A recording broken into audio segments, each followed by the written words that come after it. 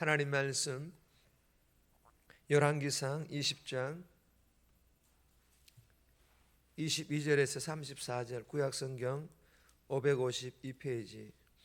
열왕기상 20장 22절에서 34절, 구약성경 552페이지. 우리 합독은 20장 22절에서 23절, 26절에서 28절, 그리고 마지막 34절 한 절, 이렇게 나누어서 합독합니다. 22절입니다.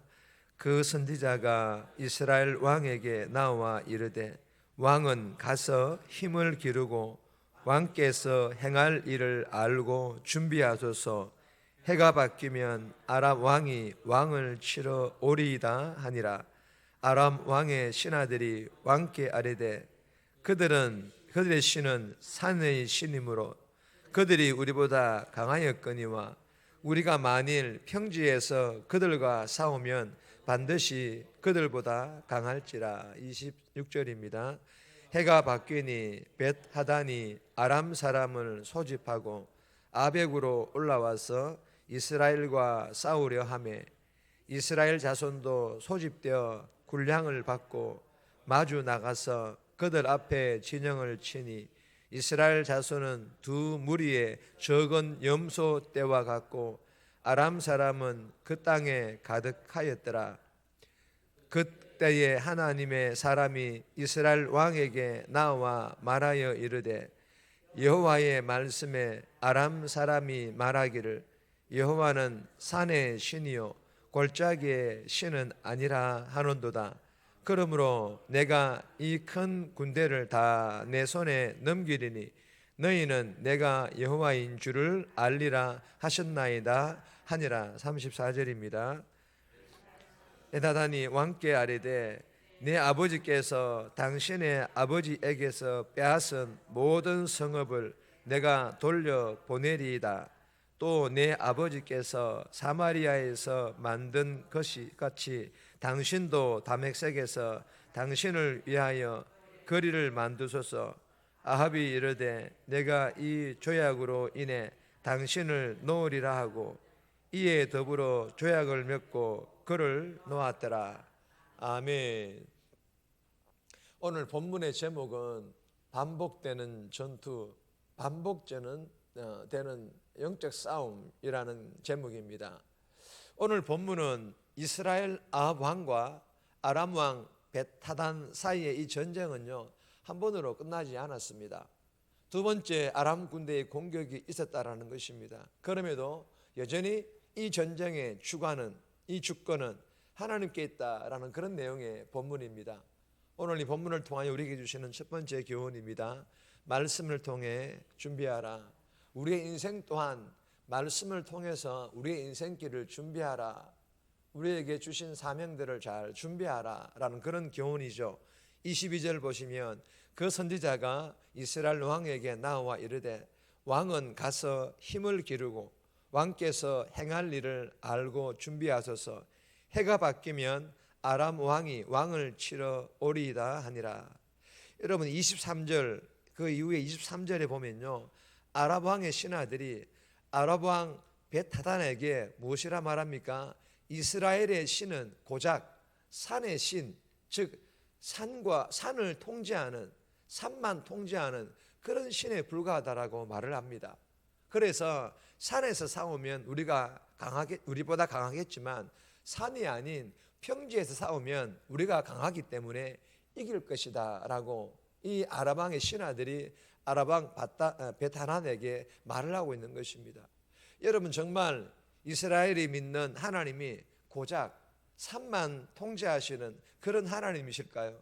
그렇지 않다라는 것 우리도 아마 다 아시지 않습니까? 이스라엘의 하나님께서는 산과 평지와 상관없이 이미 이 전쟁이 시작되기 전부터 아람 군대의 모든 상황에 대하여 다 알고 계신 하나님이시며, 그래서 어제 새벽에 나눈 말씀과 같이 어떻게 이길지에 대한 모든 전략과 모든 순서를 이미 다 알고는 이스라엘의 그 아합 왕과 백성들에게 어떻게 해야 될 것인지를 다 알려주고 가르쳐 주었던 것입니다. 여러분, 오늘 본문 22절을 보세요. 그래서 하나님께서는 선지자를 보내어 내년에 있을 전쟁을 대비하라고, 그리고 싸움을 하여야 할 이스라엘의 그 청년들을 잘 준비시켜 전력을 키우고, 그리고 이스라엘의 왕이 어떤 일을 해야 되는지를 하나님께서 말씀하시는 것을 잘 듣고 잘 알아서 준비해야 할 것을 말씀하시고 계시는 것입니다. 여러분, 오늘 이 본문을 정리하자면 하나님이 누구신지를 먼저 알고 순종해야 하는 것은 아람 왕 벳하단과 32명의 왕이 아니라 이스라엘의 아합 왕과 이스라엘 백성들이라는 것입니다. 사랑하는 여러분, 주시는 교훈이 무엇일까요?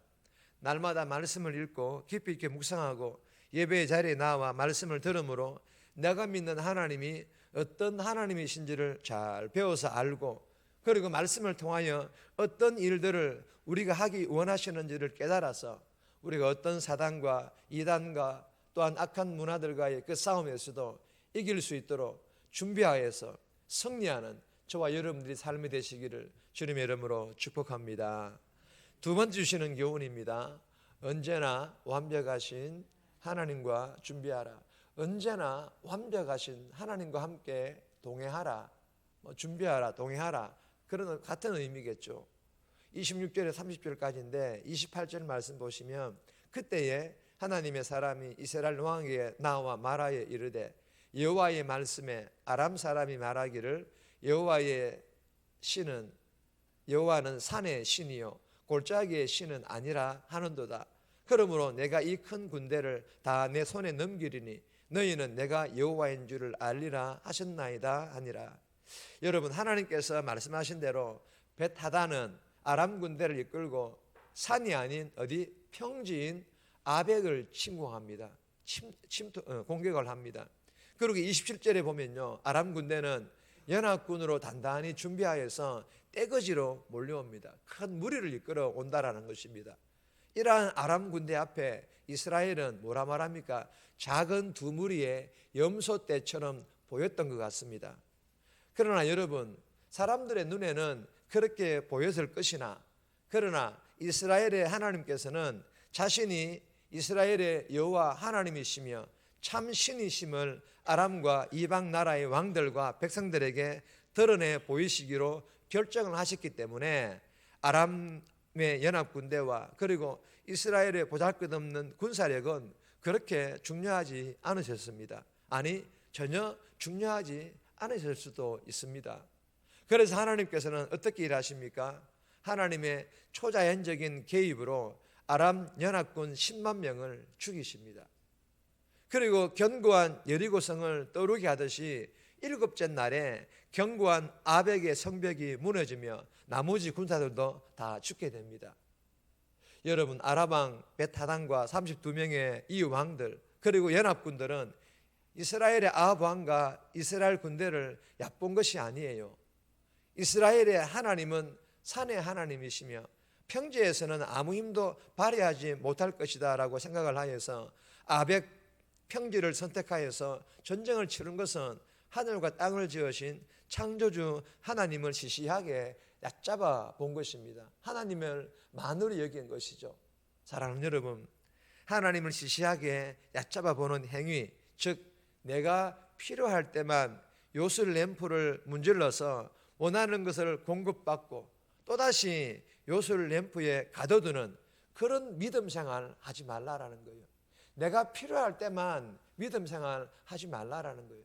내가 원할 때만, 내가 요구하는 것만 하나님께 들어주시고 내가 원치 않으실 때는 하나님 조용히 가만히 계시라고, 그런 믿음 생활 하지 말라라는 것입니다.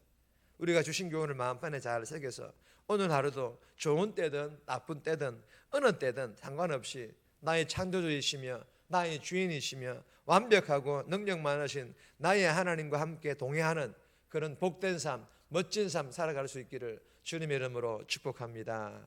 세 번째 주시는 교훈은 제목만 읽습니다. 반복된 실수는 죄로 이어집니다. 여러분, 반복된 실수는요 죄로 이어질 수 있다는 것들을 우리에게 교훈합니다. 22절 3절에서 25절까지입니다. 개인적으로 묵상하시기를 바랍니다. 네 번째 주시는 교훈입니다. 다 하나님께서 하셨습니다.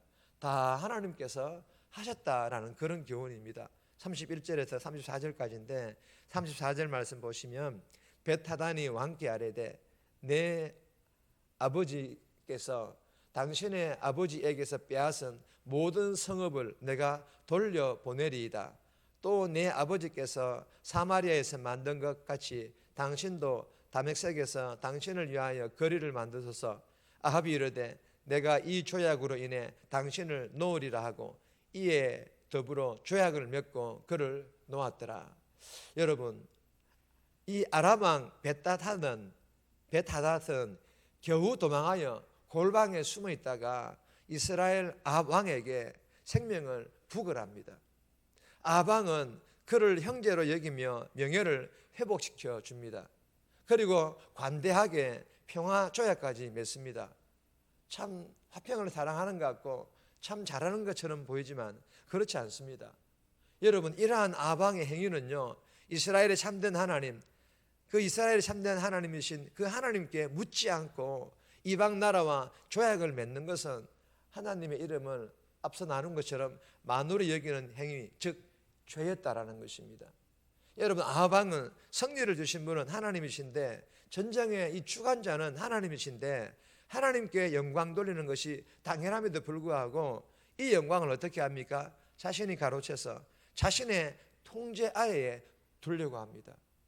여러분, 주시는 교훈이 무엇일까요? 내 인생 가운데 일어난 모든 일, 앞으로 일어날 모든 일 다 하나님께서 하신 일임을 기억할 수 있기를 주님의 이름으로 소망합니다.